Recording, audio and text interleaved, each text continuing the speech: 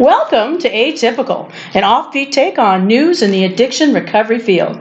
I'm co-host Mary Crocker-Cook from the San Jose City College Alcohol and Drug Studies program. Be sure and subscribe. And I'm your co-host, Gary Montreza, Executive Director of Pathway Society in San Jose. Our purpose is to both educate and entertain with recent news stories about the addiction field.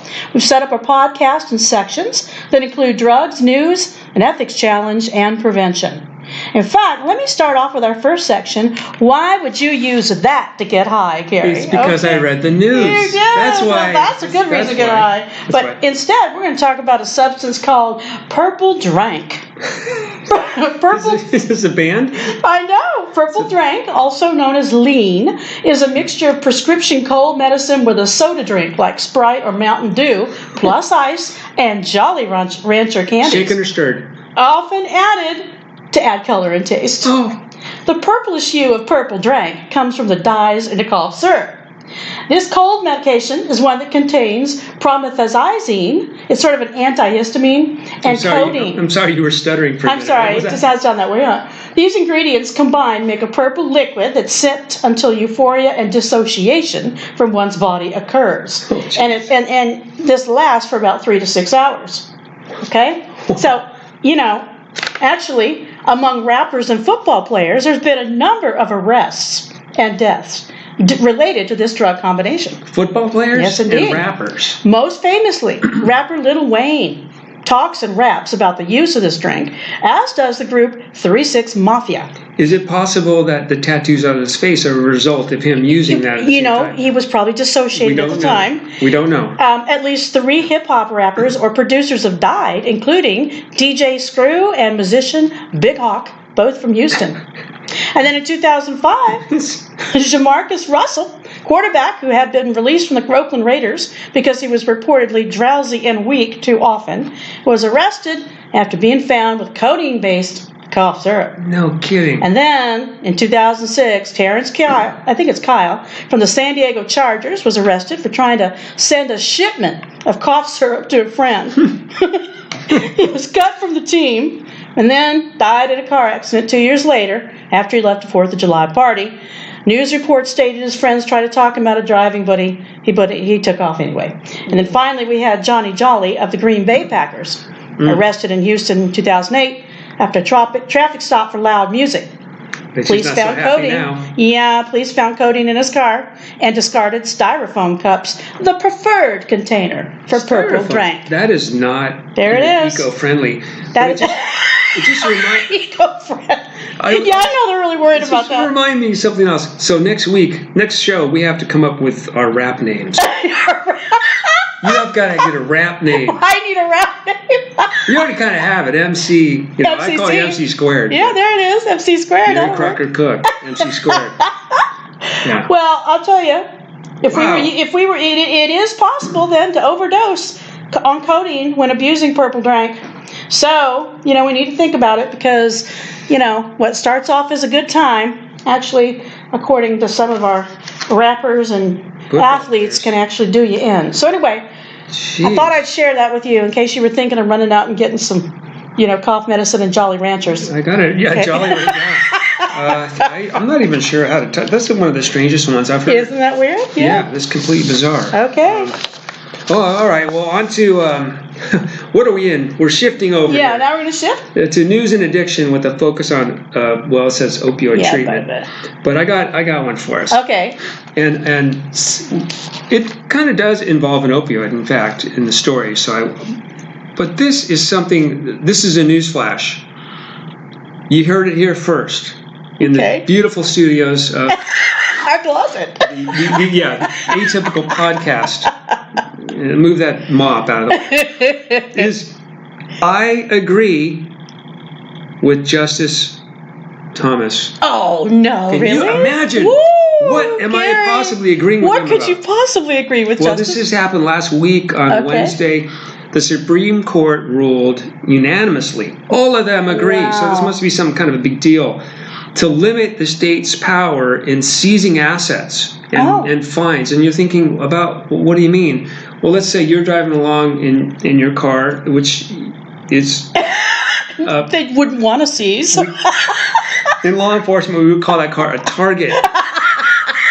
I'd pull over just because. It's just suspicion right off the bat. And so pull her over, and then they find, some purple drink in your car. Okay, the styrofoam cup. With the styrofoam cup. And if you're in Berkeley, they're going to fine you for the styrofoam cup first. And then they'll probably take care of the drug later. But regardless, they might impound your car. They might take your car and seize those assets. Okay. So any fluffy, types of animals you had in there. Oh, dear. Yeah, all your cat toys. Oh, dear. The kibble. Let's say you were bringing cat stuff litter. home for the cat. Yeah. Stuff for the house. Yeah. They're going to seize all that. All right. And you're like, well, how can they do that? It's just, it's $10 worth of purple drink. Exactly. And that's it. And a styrofoam cup. But they can seize it under the law. Okay. Supposedly they can, but this is, if you haven't figured this out, this is my social justice moment of the week. We love those, Gary. And this has been going on for years. ACLU and many other civil rights organizations have said this disproportionately impacts people of color, people that do not have any money. Yep. And it takes their property, and this is how the police and other local law enforcement officials fund things like, I don't know, how about one of those armored vehicles? Wow. Things like that. Okay. So just a real quick... now, let me ask you something. Do you have to be guilty of something for them to take it? No, that's the absurd part of this. So, there is something called due process, under the 14th Amendment. Yeah. And I'm going to do a little bit of legal stuff today because it does involve the Constitution, but we have due process. So they're seizing property of people who have not been charged with the crime. Wow. Yes, it's just ludicrous. So it all started with this gentleman in Indiana. Don't go there, folks, by the way. If you're from Indiana and you're here in California now, stay. Yeah. Don't go back, or just maybe Skype a lot with your family. Okay. Don't go back. But anyway, it started with the gentleman who had his $42,000 Land Rover seized after an arrest of selling a couple $100 worth of heroin. Okay. So $200 worth of heroin equals a $42,000 Land Rover. Wow. No, it doesn't work that way, right? So what's really scandalous about this is these municipalities that have been seizing property, this is a quote from the article, that 60% of the 1,400 municipal and county agencies surveyed across the country rely on forfeited assets as a necessary part of their budget.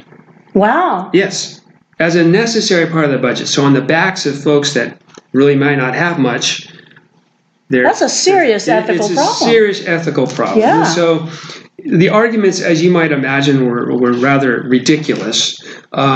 But here's the stat I want to, before I go into the arguments. ACLU, the American Civil Liberties Union, if you don't support them, you should. That's my moment. I hear you. Because they sponsor us. No, they don't. We'll probably get another legal letter. I'm sorry, ACLU. I'm a card holder. That's it. So in 2017, 10 million people owed more than $50 billion in criminal fines and fees and forfeitures. $billion with a B. Billion. So this is a massive business. So imagine you get a $100 ticket for a red light violation in California and carried an additional $390 if you were late. I mean, I think some of us have been in this position before. Yeah, you forget to mail it in, and then suddenly it doubles. Right, and let's say you can't afford it, or you can't get your car fixed, and yet you're still going to have all these accrued fees going on. Yeah, it's just a mess. Anyway, so I don't want to go to New Jersey, but let's say New Jersey's fine for $100 of marijuana possession could lead to a penalty of more than $1,000. Wow. For the person that possessed. Yeah. Wow. So it's really ridiculous. Clarence Thomas. I love you. I love you, man. I can't believe he was awake enough to actually vote. I cannot either. That's pretty shocking. And what's even more serious is that I think he said something. So, this system where police can seize property with limited judicial oversight and retain it for their own use has led to egregious and well-chronicled abuses. You go, Clarence. Go, Clarence. So again, remember, they've taken millions of dollars from people that have not been charged with crimes. So, oh my goodness. And remember that Eric Holder, under the Obama administration, tried to restrict the Justice Department in doing this civil asset, and that's to be lauded. Of course, Jeff Sessions wanted to reverse that, so they have. Okay. But regardless, the Constitution is on our side, so there's something, I did not know this about the Eighth Amendment, but excessive bail should not be required, nor excessive fines imposed, nor cruel and unusual punishments inflicted. Interesting. I did not know about Yes. I knew about the cruel and unusual, but we never hear about the bail and fines. So you want to hear the counter arguments? Because these are really fun. Okay. So this is Indiana, Michigan, Mississippi, Montana. Okay. Cue the banjos. All right. So Indiana Supreme Court was among a handful of the state high courts that had said that part of the Eighth Amendment did not apply to state actions. So let me read that again. Wow. The Supreme Court of Indiana says that part of the Eighth Amendment does not apply to states. Oh my gosh. So that's like saying,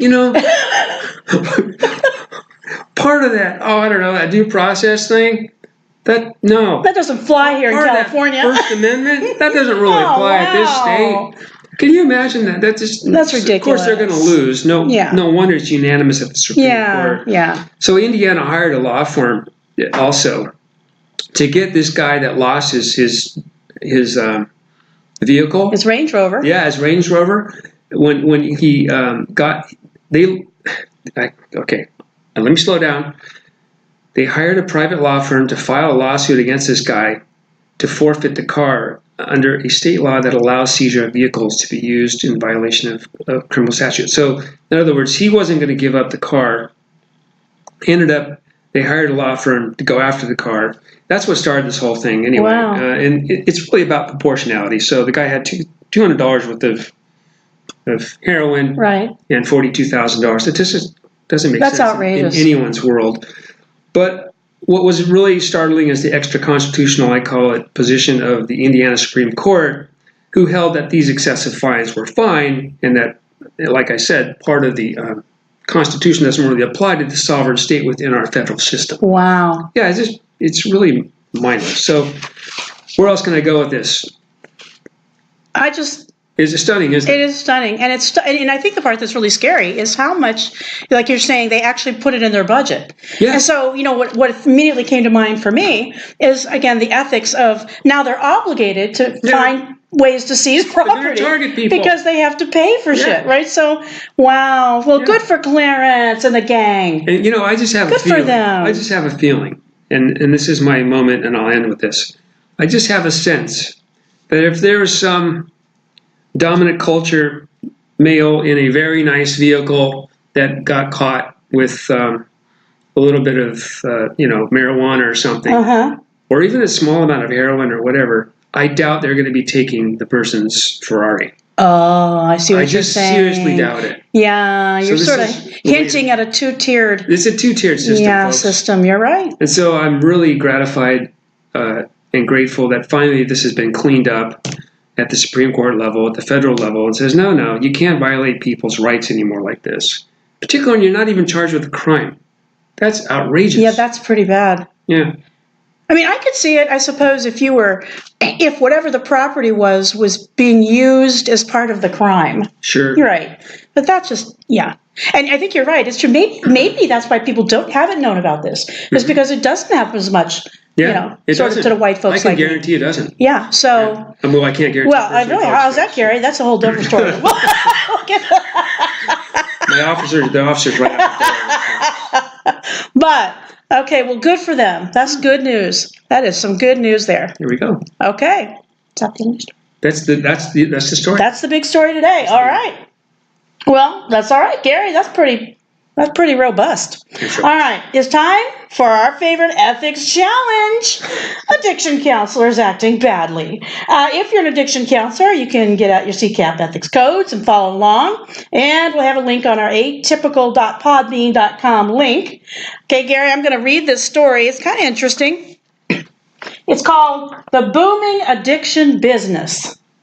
And it says, I know, those who've been addicted to drugs and alcohol understand addiction's a costly endeavor Not only is addiction financially devastating, it costs people their jobs, their family, their freedom, and most people in a recovery from an addiction completely bankrupt.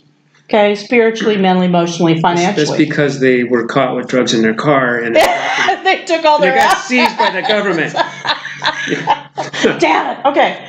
On the flip side, addiction's a very lucrative endeavor for a lot of people. When you stop and think about it, there's a lot of dollars flying around for people who aren't even addicted to drugs. Whether it's by incarcerating addicts for breaking the law or treating them for addiction, people and companies across the country are laughing at addicts all the way to the bank. Okay, so let's just take a minute and look at who might be cashing in. Laird. Trey Laird. Poor Trey Laird. We're waiting for the letter from your attorney, brother. Okay, of course, Trey. Okay, lawyers who charge a hefty fee to provide legal services to addicts. Yes. Luxury treatment centers that cost hundreds of thousands of dollars.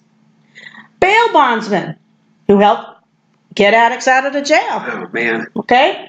Substance abuse counselors and addiction experts, quote, employed to help the addicts. Phone companies who rake in millions of dollars and collect calls from prisons and jails filled with addicts. I didn't even think of that. The ramen company. Listen to this. The what? It's ramen. They sell millions of dollars in ramen noodle soup to prison. It's true. They eat a lot of ramen soup in prison. That's horrible. They do. There's salt in that stuff. I know. There you go. Don't eat it, people. And then we got the privately owned jails and prisons, which make millions to incarcerate and punish addicts. And you know what this list doesn't include is, the sober living homes, people who are bilking, the insurance companies for urine tests and look at that family that was family. I use that term loosely. The couple that was operating the sober living environments and then having folks work in their restaurants. Exactly. It was like slave labor. Exactly, free labor. Servant. Absolutely. So the list goes on and on. It's sure, addiction's costly, so is recovery. So there's many people, companies, and organizations receiving financial gain from the addiction industry, which means there's a lot of room for unethical practices and behavior. So although you may not be concerned with whether the ramen company practices good ethics, you should be concerned that your addiction specialist does. Okay, so making sure that you're paying attention to who and where, who it is that's offering you these services, and what agenda could possibly be going on there. And just so you're aware, folks out there, both practitioners and maybe there's folks that have used these services before. Wherever you go, remember a reputable place is always going to tell you your rights and always going to outline things for you, and you'll know up front. Everything will be very transparent for you. Yeah. And any question you ask will be answered appropriately. So when people say, no, we'll take care of it, it's okay, you might want to take a step back. Mm-hmm. It's all transparent. You have lots of rights and privileges, and you should insist upon them. Yeah, absolutely. Yeah. Okay, so when we think about these business practices, there is one in here that does address, in fact, business practices. And I'm trying to remember which one it is. It's on Principle 2 and business relationships. There it is, Principle 2C. Engaging in business relationships with clients, patients, programs, residents, other persons. Mm-hmm. Yeah, this idea, which also reminds me of kickbacks, receiving kickbacks from people. We've seen a lot of that with the tracking down clients and paying for them by the head. Yeah, indeed. Yeah. Have we mentioned? We haven't mentioned in the last two programs. I think Florida or LA. Oh, I know, huh? Wow. What's going on there? I don't know. Well, I'll tell you what. One of my alert ethics students this week alone. We start every class with what not to do, and one of my highly alert students had seen a recent Bay Area expose on a San Jose program that actually got in trouble because they're tax exempt because they're a Christian organization. Oh. Well, what they were doing was dropping these guys off 6 hours a day in wealthy neighborhoods, and then they'd have to go around and hit up people for donations. Okay, and that was day after day after day after day, and they could use in the SLE as long as they kept up their donation requirements. So yeah, unfortunately, Every once in a while, it's not at Malibu or Florida. Shilling for the church. Every once in a while, it comes in our area. So anyway. That's horrifying. That is horrifying.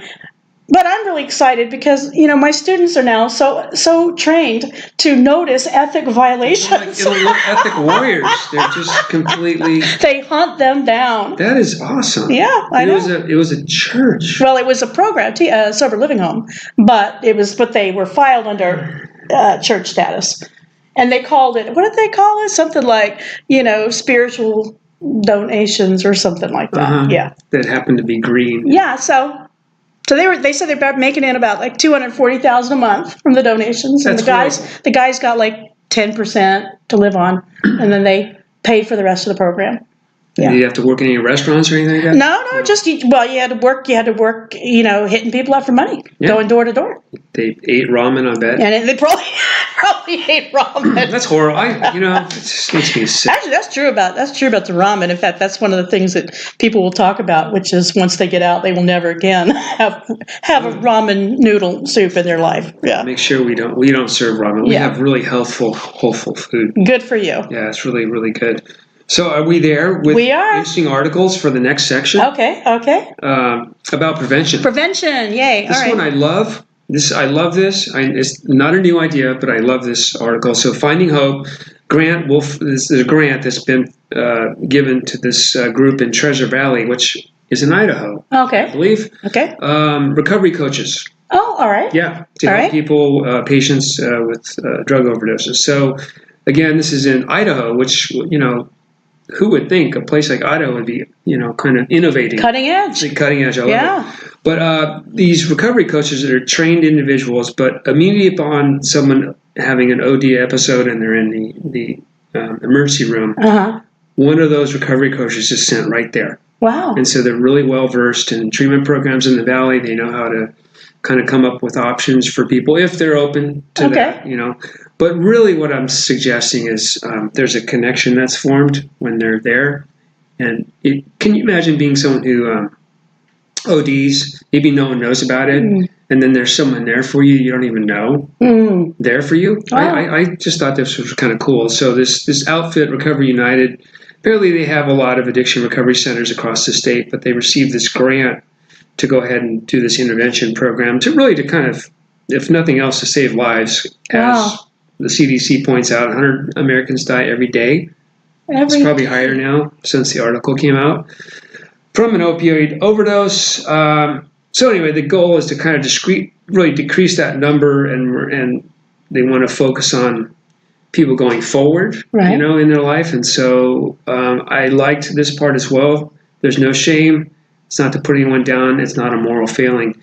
And how many times have folks we work with suffered absolutely the idea of shame, or they've been put down, they've been discarded, told they really are less than as a person? Mm-hmm. Well, even the idea in medical, emergency rooms, sort of treated like, well, you did this to yourself. You did this to yourself? Yeah, I mean, so, we've got real emergencies. Mm-hmm. And so even their disease is often not taken as seriously as, the guy over here that's got, an epilepsy, or I don't know. It's just interesting how it's seen as almost, still self-chosen. You chose it. Yeah, you kind of chose it. So you're making it worse. Yeah. Well, I love the idea of the seizure, because, the seizure's your fault, isn't it? Yeah. Right. Did you cause those yourself? Yeah, we would never do that. We wouldn't do that. The heart issue, come on. So anyhow, I'm happy that it's folks that are suffering substance use disorders and mental health issues are not being kicked around as much, but it still does happen with people that are not as well versed in how to work with them. But I really like this program. So the idea of these coaches is really to provide comfort on a personal level for them, and to make sure that really I put down the idea of high touch, that there's a lot of high touch, and they can hopefully turn them into some type of restorative service or a connection or something that's going to get them, provide some stabilization for them in the community. So I really liked that part. And then they said, one of the most important parts, these folks are trained. Oh, yeah. So they just don't go out and say, "Oh, I'm with this church, and when you get better, I'd like you to go walk this neighborhood for me." Oh, as soon as you're ambulatory. Yeah. Gosh, as soon as you're ambulatory. We do some fundraising for the church. We do some noodles. But they're highly trained folks. They're these recovery coaches, and their role is kind of, as they say here, what does it look like for you? In other words, what does success look like for you? Right. The person which those really sneaky folks out there who are therapists might know that is what's called motivational interviewing. That's one of our practices. We love that. So that's a good thing. So we don't dictate what that looks like. Right. They don't dictate that for people, which is really nice. And that could be connecting them with, I'll leave out church, but it could be church. Yeah. 12-step programs, could be some type of inpatient. Well, it's basically whatever they're willing to do. Whatever they're willing. And you know what that reminds me of is we have here in Santa Clara County in our reentry center, we now have a sobering station, which is actually very nice barca loungers because you can't keep them longer than 23 hours. So, so they all are in a little barca lounger. But the part of that, so the police can bring them in.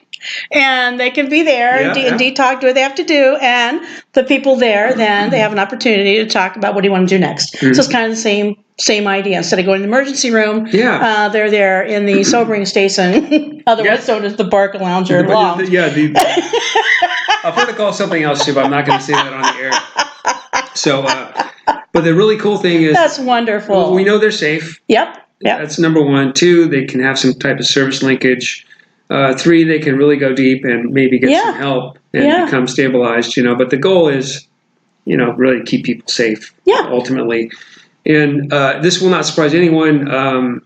Part of the training, while they're all trained, a lot of the folks that do this work have really lived experience, intimate experience of what this is about. And they've gone through this. So it's not just book learning. Book learning. Not just book learning. Life learning. So really cool program, and I know that's exciting. There's some initiatives that have been discussed in Santa Clara County that might also that would be great. Be along these lines. I think that would be a great use of peer specialists, recovery. They called them recovery coaches in your article, but we need them. We really need them. We need them. No, and I think this is a neglected part of the continuum of service. We always think of, the high level service, but what happens after that? Those little supports that people need that aren't as large, but they need enough of them put together over time. The entry point. I mean, the idea of, you need to call, like a client was telling me the other day that he was looking to get into treatment. They said, you need to call every day around 8 o'clock to see if we have a bed open, right? And so somebody who is in there because they've OD'd, they're cognitively not functioning well, and they're not going to be able to do that. So having a person actually be able to hook them up, it really increases the possibility somebody's going to get the care they need. So good for them. I think it's the way to go, and it doesn't seem as glamorous, but I think it's really, really important work to get people engaged in the system that way. And you're right. They need help getting into the system too, as well as when they leave. So there you go. Okay. Well, it is time for our last section, humility check moment this week. This section reminds us not to take ourselves too seriously. A key to burnout prevention and humility. I love this part. Who wants to go first? Oh, I have one for today. Okay. And I had one from that happened in the past. I forgot because I had so many. I know. I've got quite a stack. Backed up. This one just happened today. Okay. Going to the Behavioral Health Board. Give a little presentation. Did my presentation, put it in my little folio, and said, I have plenty of time. We're all going to meet beforehand to discuss what we're going to do. Driving, and, traffic, Right. But I forgot the copies of the presentation for everyone's going to pass out. Yeah. So then what happened when I realized that there was a large, kind of a swear word, and then I broke some, what can be construed as the basic speed laws in the state of California. For time and space. Somehow, up the freeway, back the freeway, down and back to the humble offices of the Pathway Society, and then launched from there with them in my hand. Good for you. The other one, I don't have time to show. Go ahead. No. Yeah, this is during the holidays, so gonna meet at my sister's house for dinner. Family's all there, and I'm driving, as I normally do every day in that direction. And I drove close to work I passed the. Oh, wow. I completely passed the. Past your sister's They're driving. It's just like it's just a Saturday. Oh my goodness! And I just drove right past. Like a lemming. Yeah, You've been working too many hours, buddy. Lemmings are smarter. Okay, so I remember driving by going, wow. Wait, oh, these trees. I know these trees. These are beautiful trees. They're way past the. They're way past the accident. Yes, you've been working too many hours. No, I don't know what it is. Your car was on autopilot. I think I don't know. Yeah. Well, it's all the costs are up. Oh, that's true. No, and the Jolly Ranchers. The Jolly. Yeah, there's more, but I'll save them. But those are a couple. There you One go. was today, yeah. Yeah, well, okay. Mine, okay, this is particularly ridiculous, and I immediately thought of you because who else would I tell this story? Who else is more ridiculous? Who else, exactly. I know what you're thinking. Yeah. Okay, so here's what happens is I have on my porch, it's kind of like a fake tree thing that I always have like white lights on. So that when I come home in the evening, it's got a timer and everything. The little lights will be on and my porch will be lit, okay? Well, it had burned out, and unfortunately, it was past the Christmas light season, because I usually put the little white Christmas lights on it. It is past. It is past, and so I could not find these things, and having not gone to Amazon yet, I finally went to Ace, and the woman was gracious enough to go and do some hunting in the back, and she did find me some, which is, that's a shout out to Ace Customer Service, just saying, if you want to, support us. Anyway, but in addition to that, I had bought another set of lights because I hadn't yet found those, and this is the lights I will discuss. All right, and these were a little bit larger, but they were pretty, and I thought, well, I'll try these. So I get them home, and I make the mistake of thinking to myself, because I only had a fairly short window, like about 30 minutes to do this, and then I had to be somewhere else. All right, so I pull them out of the box, and you have to take the back off to put the batteries in. Well, the battery, the little screw areas were a bizarrely shaped screw. I had not seen this before. It's like, I don't know what you call that shape, but anyway, the stop sign shape. Okay, and so I have some tools, Gary. I'm just saying. So I broke out my tools. Yeah. And I finally found this bizarre thing, but it was way too large. And none of the others would work. Now, again, the time is ticking. So what I decided to do, so I say, well, damn it. Okay, here's what I'll do. If I can get the back off the thing, then I can at least put the batteries in. No. I'm already seeing it. So what I do, Gary, but I run out and get the drill.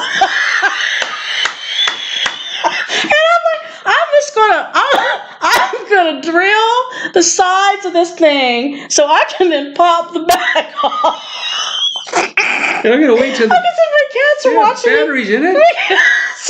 You're gonna explode. No, the batteries weren't in there yet. So the cats are watching me meanwhile, and I'm busy. So my cats had taken a position on the table to watch this because they could tell already this was going to be entertaining. They're used to this. So there I am in the kitchen on the counter with the drill, and I'm trying to drill the back of this thing, and I'm drilling plastic pieces going everywhere. I finally succeed, Gary, and I pop the back off, and you know what happened. You got high from the smoke of the plastic. No, I drilled all the way through the wires that attached to the batteries.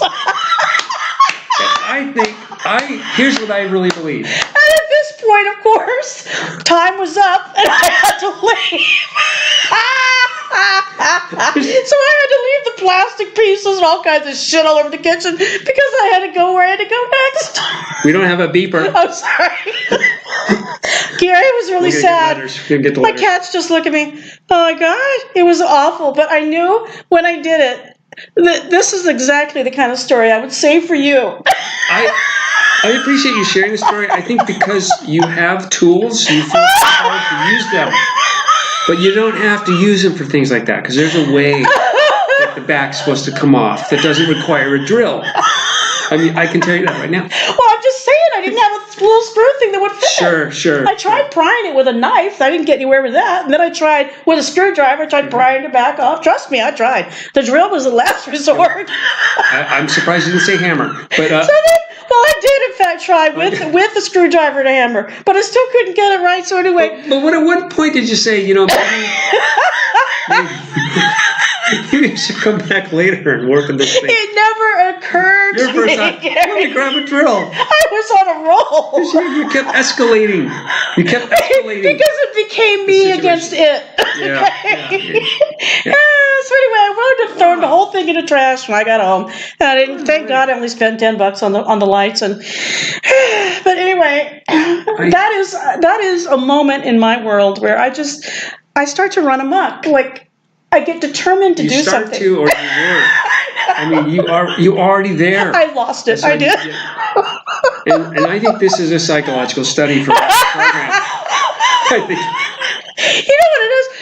It's a person with ADHD like me who gets hyper focused on a task. And very determined. Yes. So then, I drilled all the way through all the wires. So we'll have to unpack this at the next show. Okay. Yeah. So anyway. And then we'll have our names too. We'll have our rap names. Our rap names. We'll have those ready to go. And please, folks, with your letters and comments, we love them. We do.